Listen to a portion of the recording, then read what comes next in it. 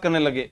2026 लिपिक ग्रेड कनिष्ठ सहायक भर्ती जो है उसमें कुल आवेदन जो प्राप्त हुए उसके ऊपर हम बात कर रहे हैं। आप इसको देखिएगा, कंपटीशन को समझिएगा। यहां से एलडीसी यानी आप सभी बनोगे बाबू। नौकरी लगकर भी बाबू बन सकते हो, बिना नौकरी लग के भी बाबू बन सकते हो, पर बिना नौकरी का जो बाबू है वो कई दिनों तक ही रहेगा।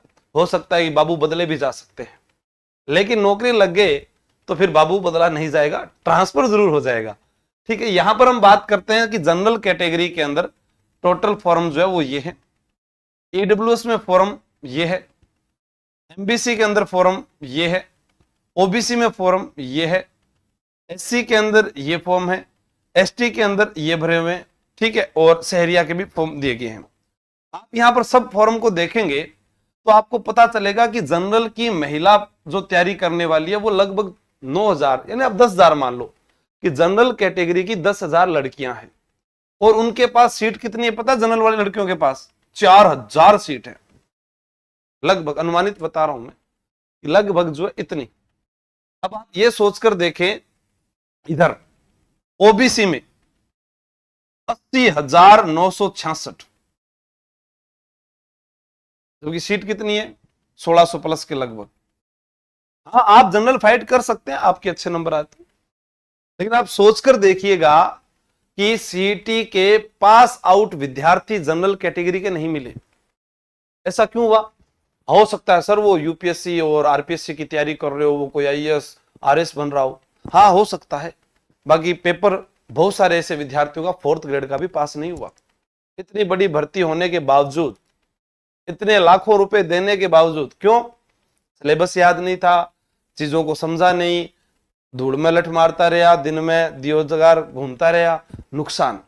आप खुद जागरूक बने कि आपको कोई भी एग्जाम देना है उसके पहले सिलेबस का पता होना चाहिए, फिर उसमें आवेदन करने की प्रक्रिया का मालूम होना चाहिए, उसके बाद पेपर कब होगा, उसमें क्या पूछा जाएगा, पिछले एग्जाम में क्या पूछा गया, उसकी संपूर्ण जानकारी के साथ आप युद्ध मैदान में उतरिए, वरना यहां पर वो तैयारी करे हुए बैठे हुए लोग हैं जो आपको पिछाड़ देंगे। अब आप ये माने कि यहां पर अगर ये 9,692 लिखा है ना, इनमें तो 2,000 तो पेपर देने नहीं जाएंगे, या वो कहीं और चयनित हो गए होंगे, तो आपके पास ये कंपटीशन बहुत कम है। तो जनरल की जो भी लड़कियां हैं उनके पास बहुत अच्छा सुनहरा अवसर है। अगर उन्हें लगता है कि हाँ मेरा ये विषय कमजोर है, फलाना है, तो आपके पास अभी भी 3 महीने बचे हुए, आप लग सकते हैं।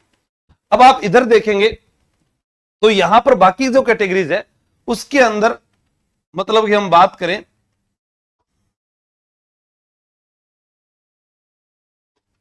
पुरुष और महिला में, एक सीट पर यह कंपटीशन रहेगा।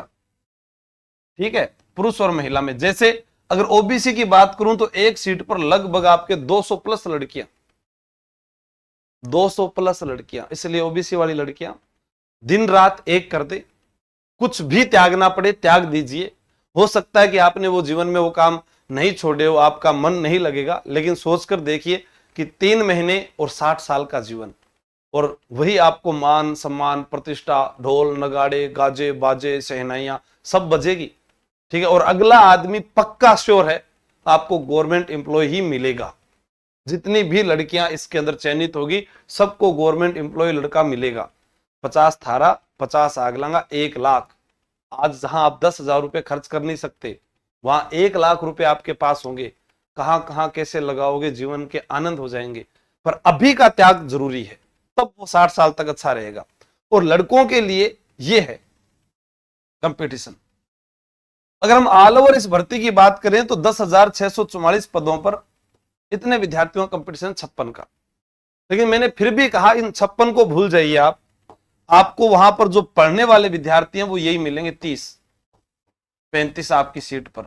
और यहां 216 को देख के डरिए मत, आपको 100 ही लड़कियां कंपटीशन में मिलेगी जिनकी अच्छी तैयारी है। क्योंकि बहुत सारी लड़कियां हैं जो मेहनत कर रही है, लड़के बहुत कम मेहनत कर रहे हैं, पर उनके पास में आवेदन के लिए भी कम जगह पड़ जाएगी। ठीक है, आप सोच लीजिएगा ये।